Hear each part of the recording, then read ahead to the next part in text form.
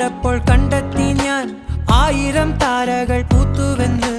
പിന്നെയും പിന്നെയും കണ്ട നേരം പുഞ്ചിരി പൂത്തുലഞ്ഞു. കാണാതെ വയ്യെന്ന തോന്നലായി